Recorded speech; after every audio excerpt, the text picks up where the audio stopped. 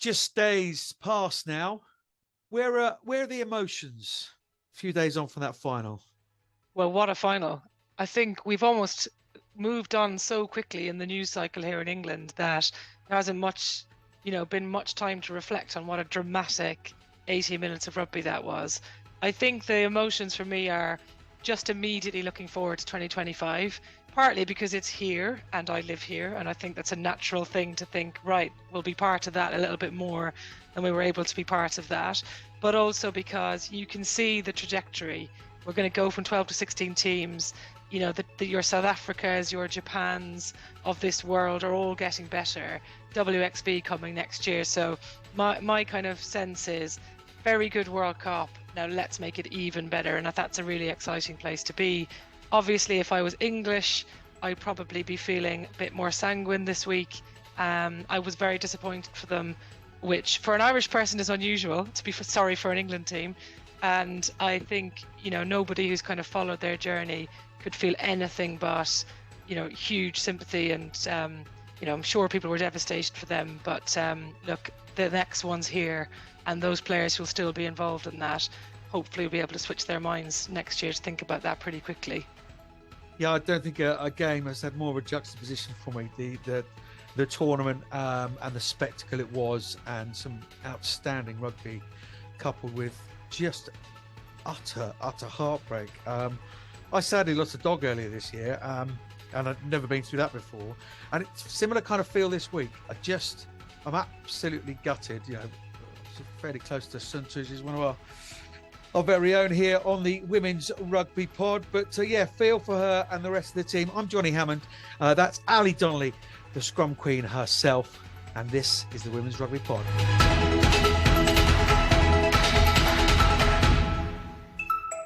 So then, Ali, let's get into the meat and drink of that final. I think there's lots been said, and the red card changes it,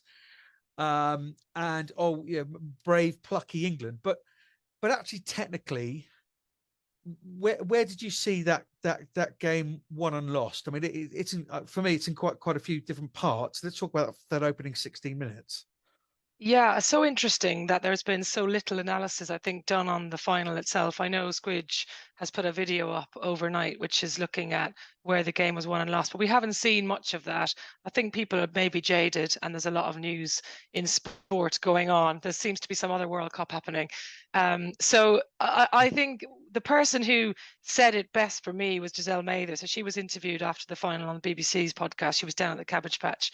And, she's just an eloquent person on rugby, but she said the what if scenarios that presented themselves to England were off the chart.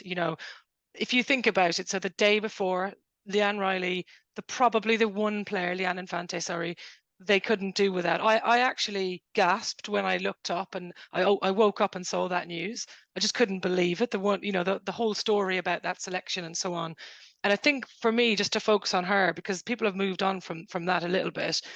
Lucy Packer played really well. She did a great job.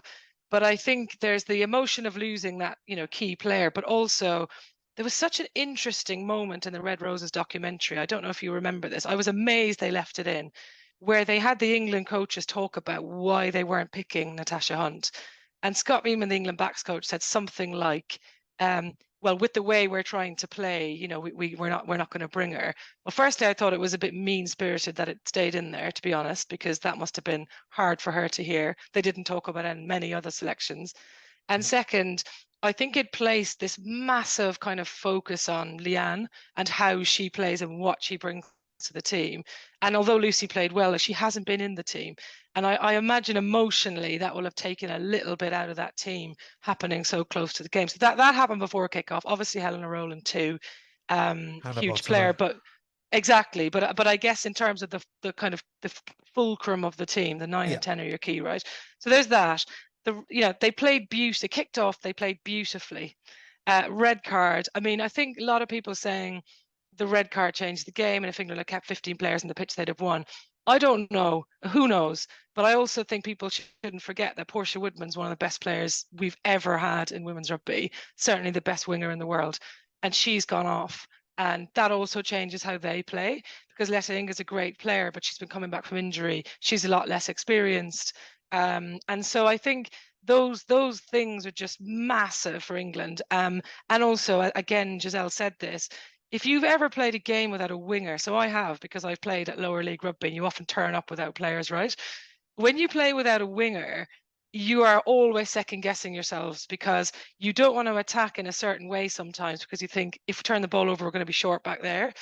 Defensively, you're on a bit of edge. You know there's a space. You know you're putting your other winger, your fullback, under pressure. So you do second guess yourselves a bit. And only the players can tell you if that got into their heads. But it does change your shape, and it does change what you do in attack and what you do in defence, and you go into yourself a bit. So, all of these things happened to England, and then two other things happened, which, again, how do you prepare for these?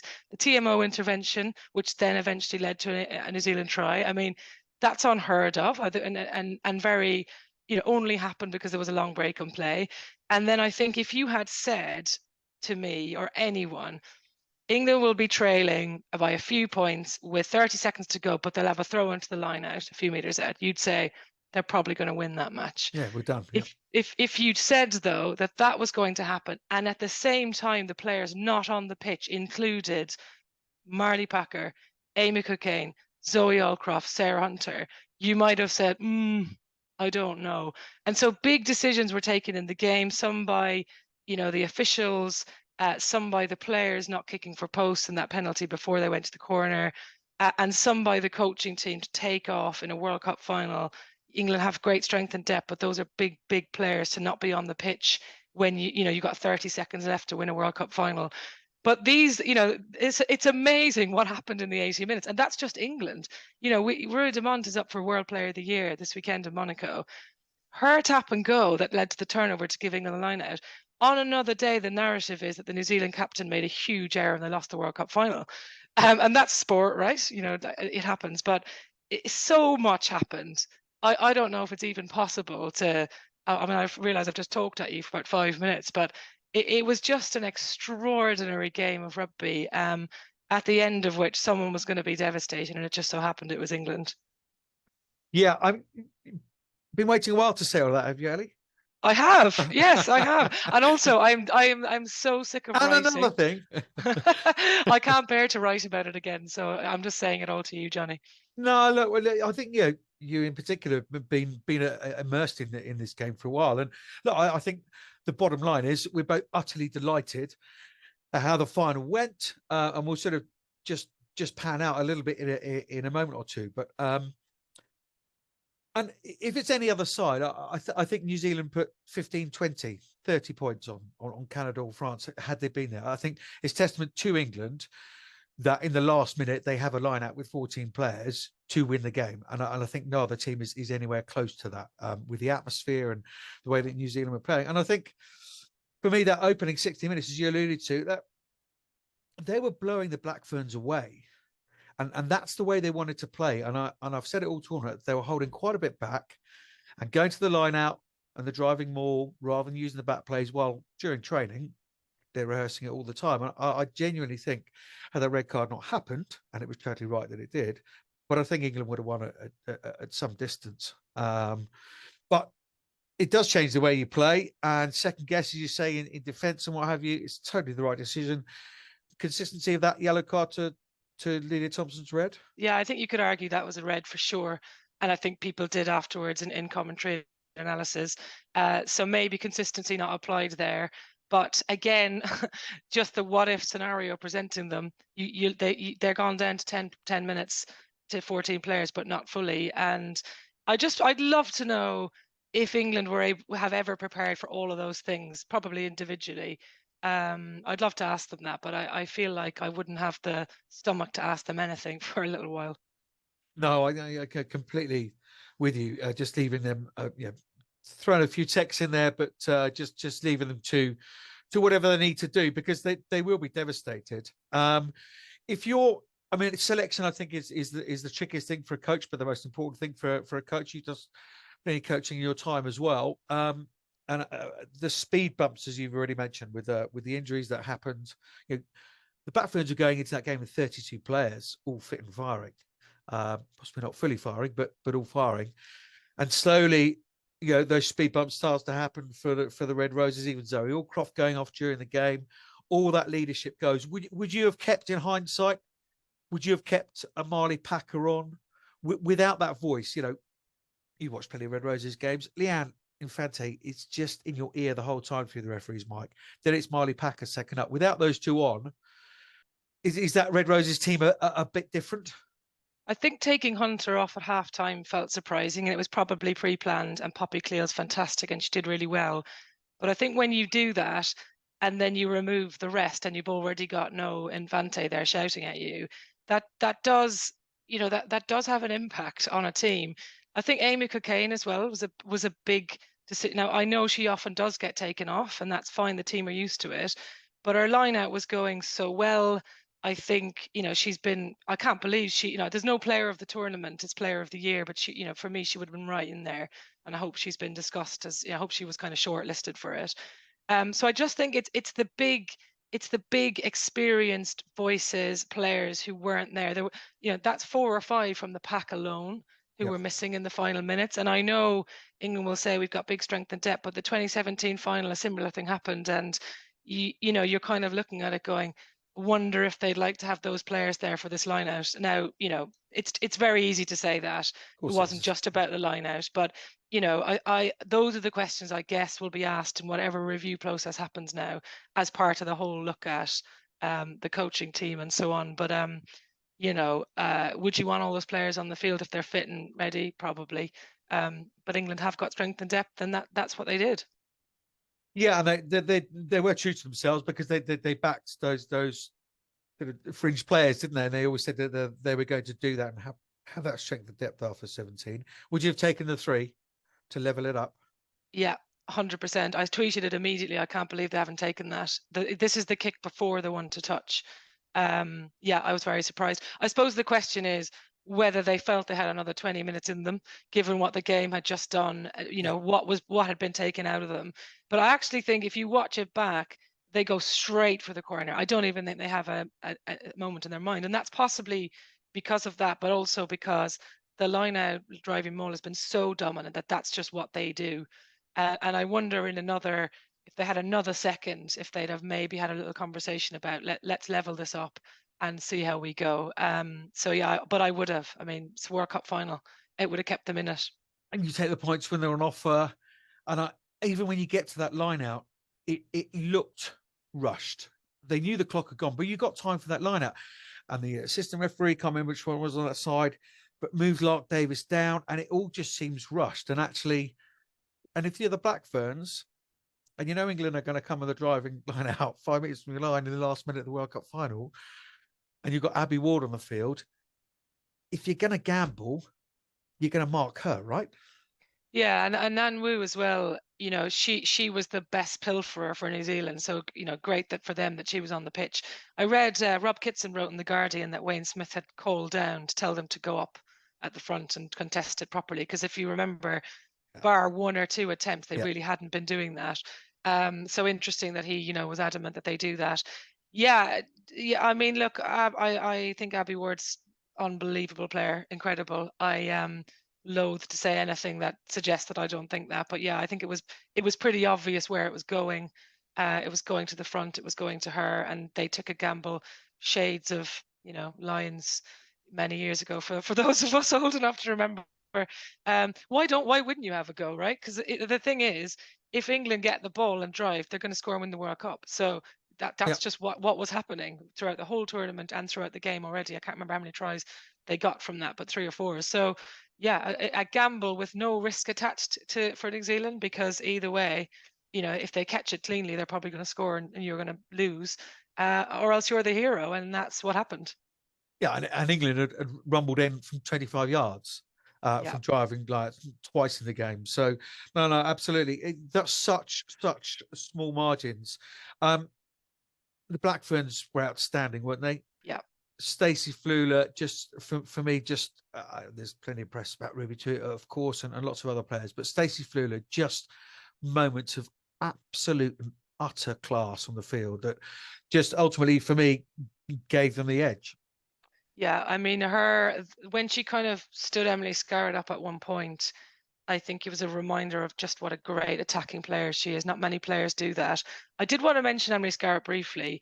I think one of the things that's been missed with the discussion around lineouts and England's, desire to play in a certain way is that, of course, there's more in them, and they were trying to play a slightly different way in the first 20 minutes.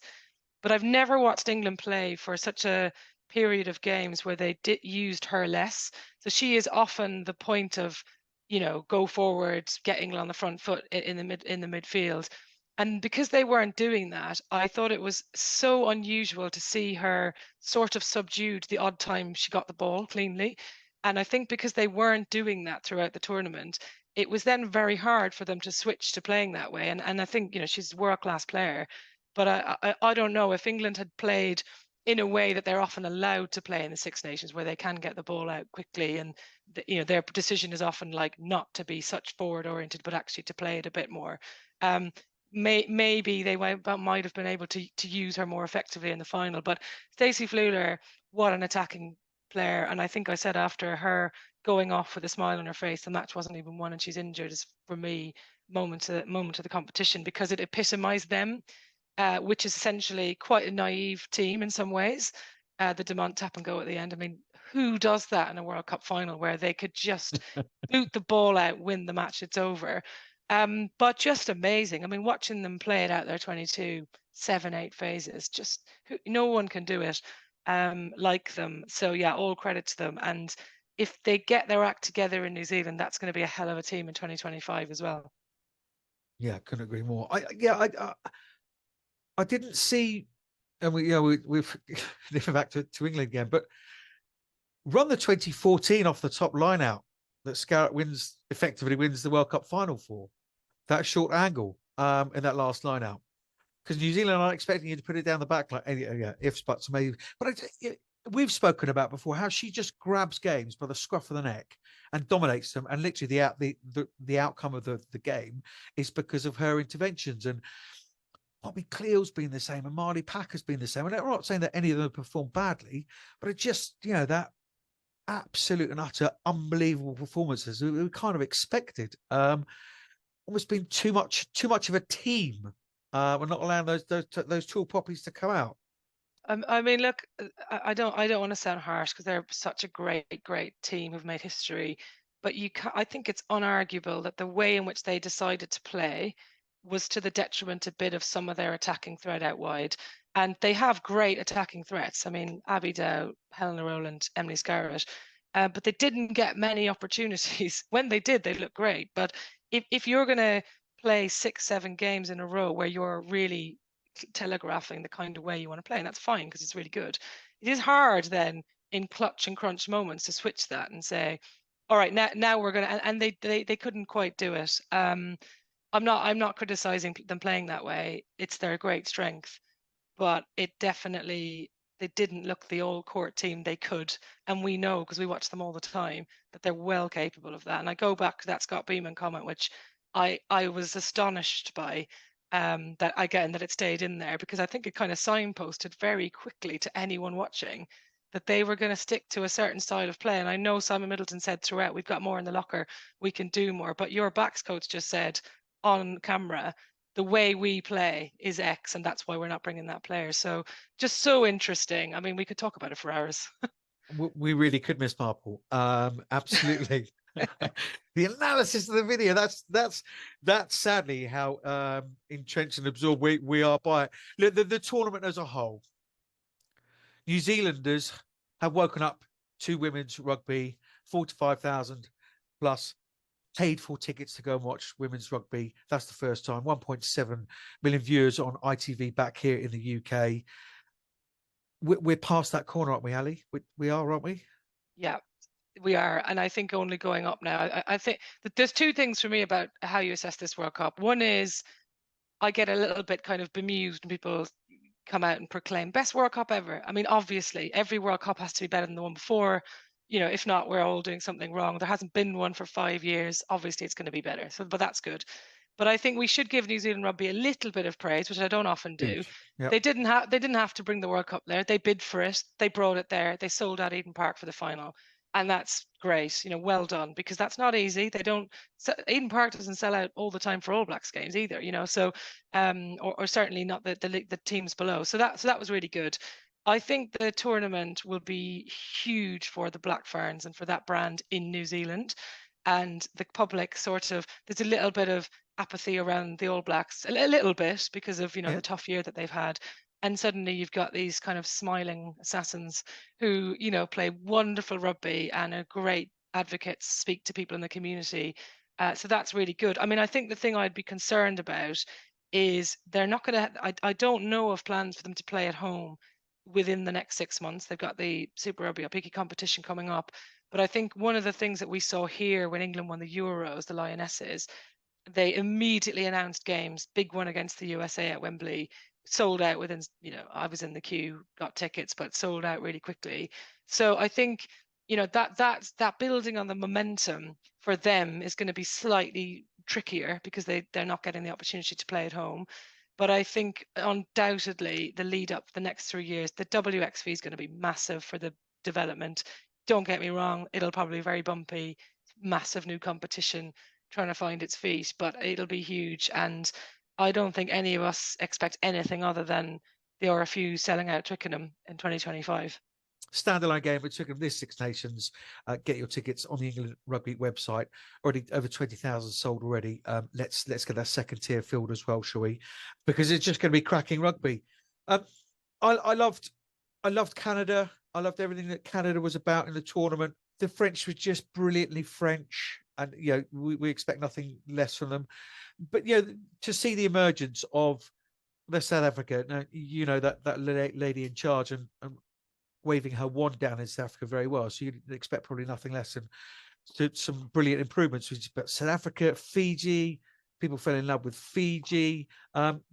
Wales won that big game against Scotland. I just, as an overall, the level has significantly risen, has it not? Yeah, and look, shock horror, you give women opportunities to play and they do really well. And that's the story of, South Africa and Fiji in particular, probably Japan as well. Australia, I think we'll see that next year. They're going to get 6 games, which, I don't remember the last time they played 6 test games in a non-World Cup year. So I think, it's exciting. 16-team World Cup next time will also make the format a bit better. It did feel a bit weird that some teams were playing each other for the second time again a week later. But yeah, I mean, I thought South Africa, they were very unlucky not to win a game, but they, did some great stuff. They're on the right trajectory. And loads of those teams, Australia too, will go home thinking we're onto something here. And that's not always the case after World Cups. I mean, South Africa disappeared after World Cup where they didn't win games for years. So yeah, there's this kind of momentum that's very hard to stop, I think. Yeah, it's fully in motion.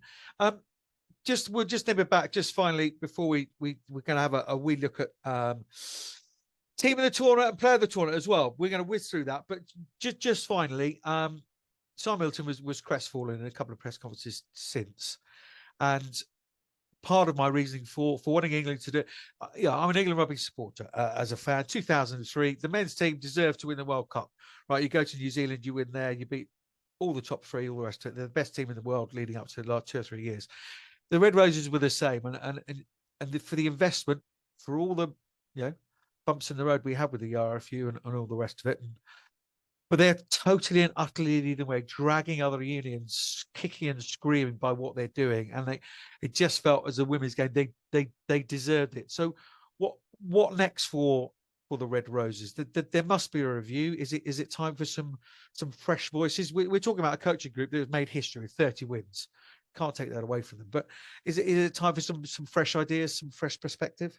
Yeah, I think it is. And that isn't to be harsh on, I mean, Simon Middleton's voice doing the interviews the morning after was heartbreaking. You'd want to have a heart of stone not to feel for him.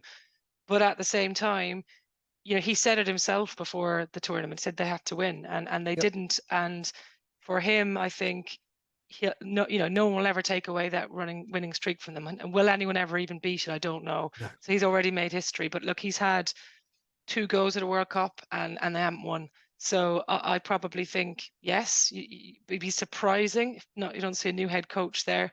Sure, the forwards coach will stay because of the way in which they dominate there.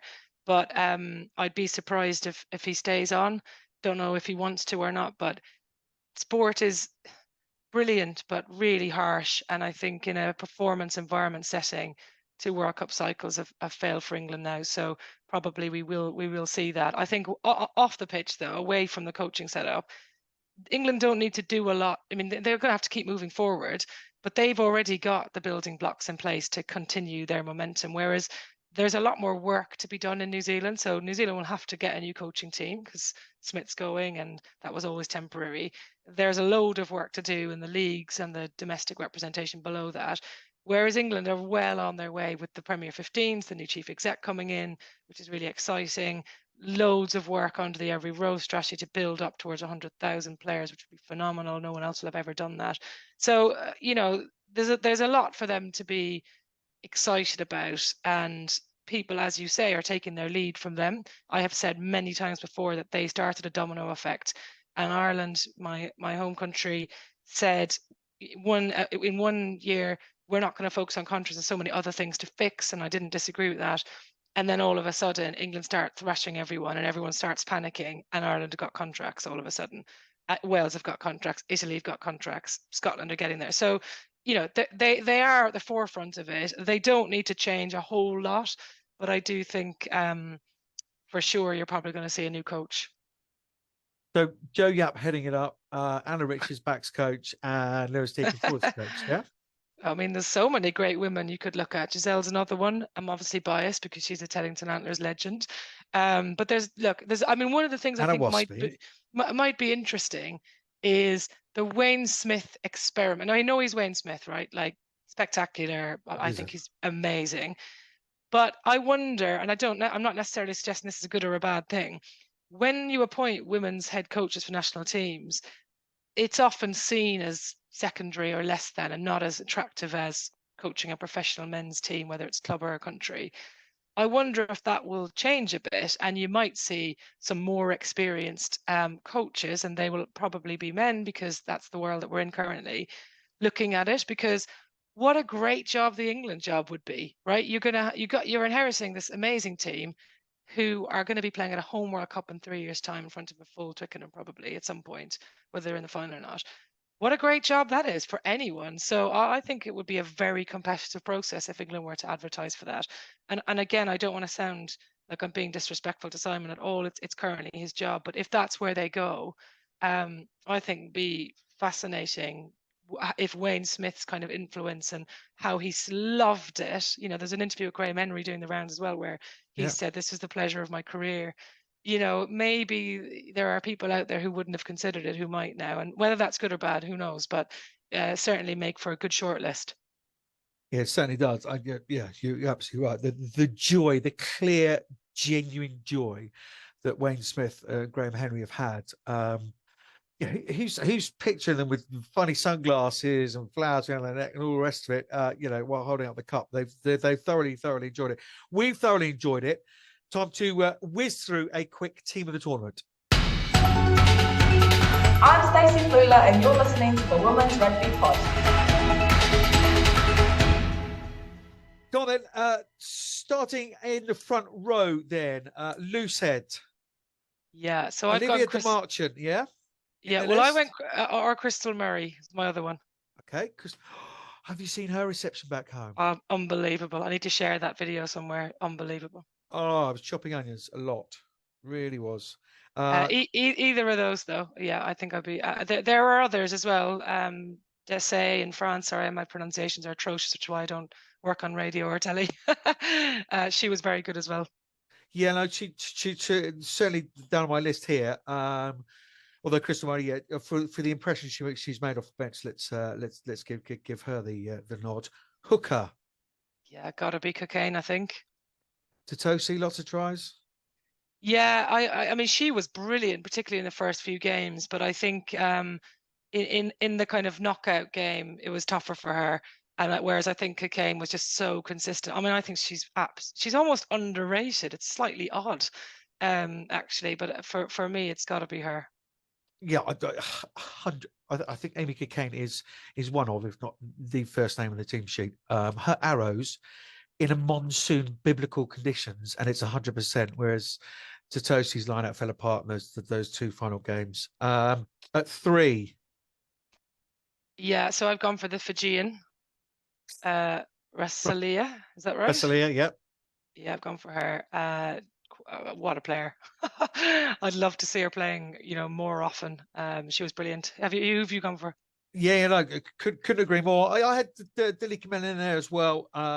She had a fine tournament, and it was, a very, very dominant Canadian pack. But no, I'm happy with that.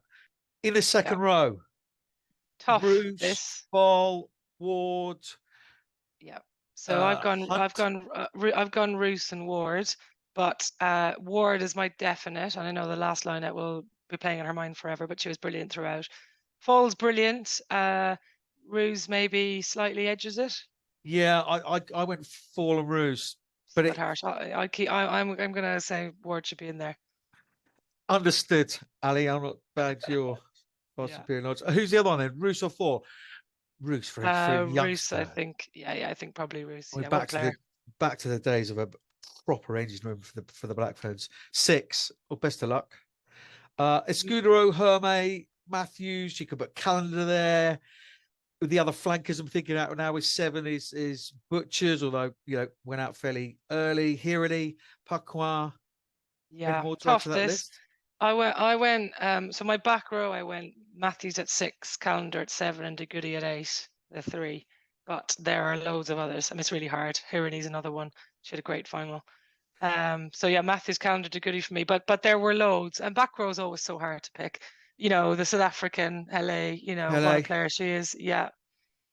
Still not been picked up by a club, but I would whip her up. Sophie De Goody, just because she's washing the kit, driving the bus. Amazing. What a player, what a captain, and she's like a child. yeah, literally a child. And had her on the pod a couple of times. Just outstanding. Matthews, I don't disagree with you, although I think in the Escudero, France have found another superstar. 7, Calendar Hirani. I mean, for Alex Calendar to be top of the tackle stats, and Wales go out the quarterfinals, we'll go Alex Calendar. Especially when Butchers was out, right? So she had to pick up some of that load generally. Yes, yeah, absolutely. So 9, I went straight for Bourdon here. I thought she came in, what pressure on her, and she played beautifully, I think, in all the games we've seen her in. Yeah, I thought Pelletier had grew as the tournament went on. Some nice little kicks. Her combination with Paquin has been fortuitous with a couple of tries, but Bourdon, without a partner and Sansus there, I think she really stood up. So putting Bourdon at 9, 10. Demont, I think, despite the last bit of blood rush to the head at the end of the game, just I think the way she carried the team. She's a beautiful player, speaks so eloquently. What a captain! I think she's probably standout 10. I mean, Harrison obviously played very well, but I think all round game she was the best. Yeah, and I think if you choose one between the other, you go for the winner, don't you? In the centres, then. Tough this. I went Vernier and Fleuler, but Fitzpatrick obviously very, very good as well. Arguably they're the kind of unseen hero of that team. But I just think you can't leave out Vernier. God, she was good. She's unbelievable. She's unbelievable. Yeah, from the first 5 minutes against South Africa, she set her stall out for the World Cup, and she was brilliant. I actually didn't write anyone else down apart from Vernier and Flula. So there we are, great minds. Back 3. I know you. Yeah, this is tough. Yeah, I mean the wingers. I'm picking from Woodman, Dow, Tui, and Page. Yeah, Farris is the other one. Yeah, I think Farris was amazing. So you could go with her and Tui, but you could equally go with Woodman and Dow. So I don't know. McDonald. Yeah, I mean, I wish she was eligible for a kind of bolter of the tournament because God, she was already an England player, but her impact amazing. I think as out and out wingers though, it's hard to edge the others out. You probably go with Tui as a banker. I'd like Farris to be in there because in a team that has less and plays off less, she really was brilliant. If you were a back 3 player and you play for New Zealand, you're getting the ball. You know what I mean? Yeah, 100%. Well, look, let's yeah. put Ruby to it at fullback then, because she had a couple of games there. Renee Holmes had a poor game against Australia, didn't she, to start? So Yep. Tui went to fullback. So let's put Tui at fullback. I like that. Okay. Yeah. Ferris on one wing. And then I guess it's Dow or Woodman on the other.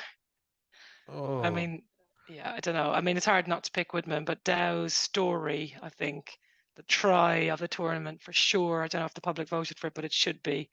So yeah, you could go Dow. Yeah. Yeah, I'm with you. I mean, we're allowed to be slightly. We live in England, so we might just choose one of those. Allery was worth a mention for me as well. I interviewed her during the competition too. What a brilliant person. Yeah, retiring now, but what a brilliant person. So the Ali Donnelly, Scrum Queens and Johnnie Hammond WRP team of the Rugby World Cup 2021 playing in 2022 tournament. Number 1, Crystal Murray from New Zealand. Number 2, Emmy Cockayne from England. Number 3, Satiri Vasilia from Fiji. Maya Roos from the Black Ferns in the second row with Abby Ward from England. Alex Matthews at 6 with Alex Callender from Wales. At 7, Sophie de Goody from Canada making up the back row. At 9, Pauline Bourdon from France. Number 10, Roger Demont from the Black Ferns. Centre partnership of Gabrielle Vernier from France, Stacey Fuller of New Zealand, and a back 3 of Paige Ferris from Canada, Abby Dow from England. What a try. And Ruby Tui for the Black Ferns, mainly just because of the post-match interviews. No, she's had a great World Cup, and boy, oh boy, what a character. The kind of characters that so needed in a game of rugby. So a player of the tournament then, Ali Donnelly. I am going to give you a short list. Alex Matthews, Stacey Fuller, Sophie de Goody, Roger Demont. So hard. I want to pick de Goody because of all of the things that she does and the way that she plays. I think probably Demont though, just because, as I said, she carried the team, she played brilliantly, she spoke beautifully, and they won. Well, I'm not one to argue. I went Stacey Fuller because they're just those unbelievably important moments. Australia, she pulled them out of the fire with a big moment of class. France as well, and England. But what a short list, right? Like, I mean, often it's very obvious who the player of the tournament is, and this time it's not, and that's exciting. I think that's really good. Yeah, it really is. Ali, thank you so much for your time. Just to say, the Premier 15s is back this weekend, ladies and gentlemen. Bristol take on Wasps, Exeter against Gloucester, Hartpury, Sale against DMP. That's all on Saturday. On Sunday, Harlequins entertain Worcester, while Saracens go up against Loughborough Lightning. That one's live on the BBC for you. We'll be back next week with a roundup of all the news over the last few weeks. And who knows, we might have Sunta back and have a chat with her over the World Cup. But just to say, thank you, New Zealand. I thought amazing World Cup. Really in touch with their culture. Really love that about it as well. And hopefully England take some lessons from that. But thank you, Red Roses, for inspiring women's rugby to where it is now. This is only just beginning. Ali Donnelly, as ever, an absolute pleasure. Thank you. All right, mate. That's fabulous. See you soon. Thanks so much. Cheers. No worries. Bye, Johnny. Bye-bye.